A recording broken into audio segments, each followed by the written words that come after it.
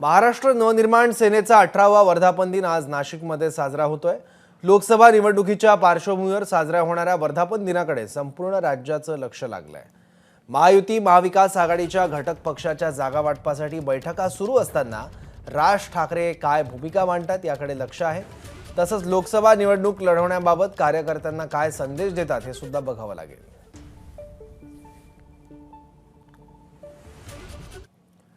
तर लोकसभा निवडणूक लढवण्यासाठी मी इच्छुक असल्याचं मनसे नेते वसंत मोरेंनी सांगितलंय।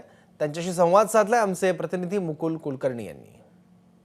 महाराष्ट्र नवनिर्माण सेनेचा वर्धापन दिन नाशिकमध्ये साजरा होतोय। राज्यभरातील पदाधिकारी या निमित्ताने नाशिकमध्ये आलेत आणि सर्वात चर्चेत राहणारे पुण्याचे वसंत मोरे देखील वर्धापन दिनाला आलेत।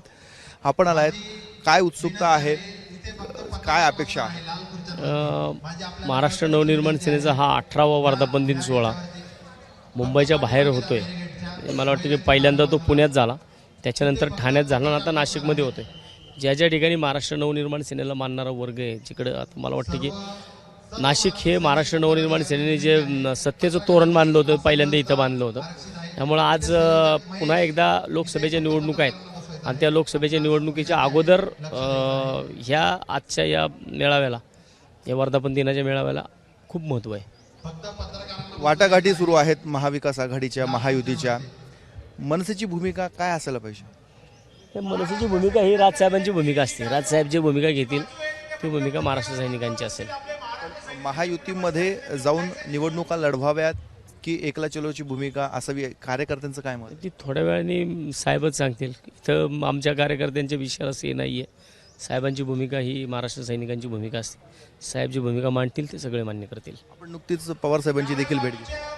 नाही, पवार साहेबांची किंवा सुप्रियाताई सुळेंची जी मी भेट घेतली होती ते माझ्या प्रभागामधील एक आरक्षण आहे की जे आरक्षण उठवण्यासाठी उपमुख्यमंत्री अजितदादा पवार हे कायम आग्रही आहेत आणि ते जे आरक्षण आहे ते खासदार सुप्रियाताई सुळे यांच्या बारामती लोकसभा मतदारसंघामधले आहे।